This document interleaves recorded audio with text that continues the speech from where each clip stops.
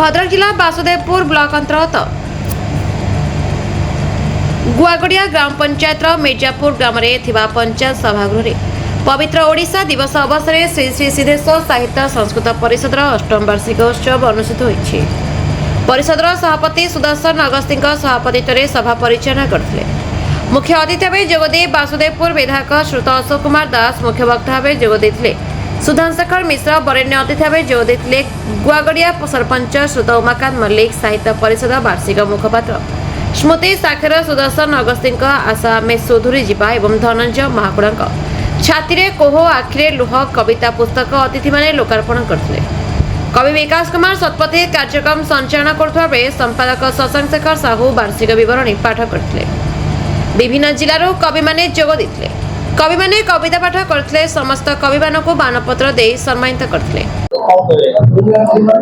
जी पवित्र उत्कल दिवस से पवित्र उत्कल दिवस अवसर में सिद्धेश्वर साहित्य संसद तरफ जो कार्यक्रम मो पंचायत ऑफिस रे आयोजन करछंती से संघर कर्मकर्ता तांका पाखरे मु चिरऋणी कारण आज भली एक पवित्र दिन रे जो कार्यक्रम को सी मो पंचायत रे मोर सहायता रे करिथिबारु पंचायत रे आज बहुत लोक मानक गहल रे परिपूर्ण होइछि। एठी मध्य बहुत विद्वान व्यक्ति विभिन्न प्रांतर पुरी, बालेश्वर, भद्रक, भुवनेश्वर विभिन्न प्रांतर कवि कवयित्री बहुत विद्वान व्यक्ति आसी ये पंचायत को धन्य कर चिरऋणी।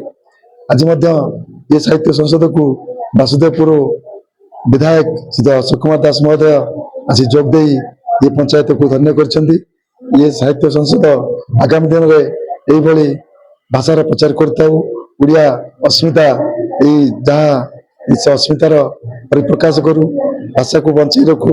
साहित्य माध्यम बण गाँव रे जो छोट छोट कवि अच्छा जो भाव जो चिंताधारा कविता माध्यम आज दिन से परिप्रकाश करते सी मैंने बहुत आनंदित, बहुत उत्फुल्लित।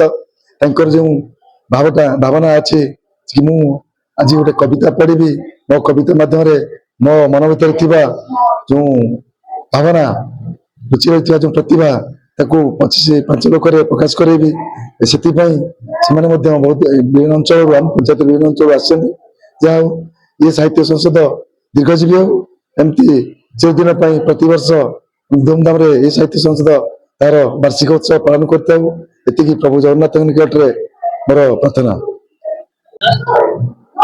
मु सुदर्शन अगस्ती जड़े अवसर प्राप्त शिक्षक, हाईस्कूल शिक्षक। मो घर ये कमारगाँ निकटवर्ती मिर्जापुर ग्राम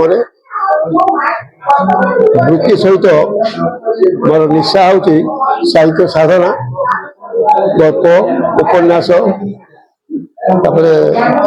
प्रबंध, कविता लिखी 17-18 खंड बही ए सुधा प्रकाशित और आज खंड बही आज लोकार्पित होती मो परिचय। आज जे कार्यक्रम करछन्ती कोन देबे वार्ता समाज हस लगुच कहू आम समस्त नेता ठार वक्ता पर्यंत समस्त ओडिया अस्मिता कही चली प्रकृत में ओडिया अस्मिता कौन केते जन बुझी तेणु आम जदि किसी करूँ तार पछद पटर यही लक्ष्य रहा दरकार ओडियार भाषा, ओडिशार संस्कृति, ओडिशार अस्मिता को बजाय रखापी दीर्घस्थायी करने चेष्टा करने दरकार। यह द्वारा आमर आज उत्कल दिवस पवित्र दिवस उत्कल जननी खुशी है बोली आशा कर।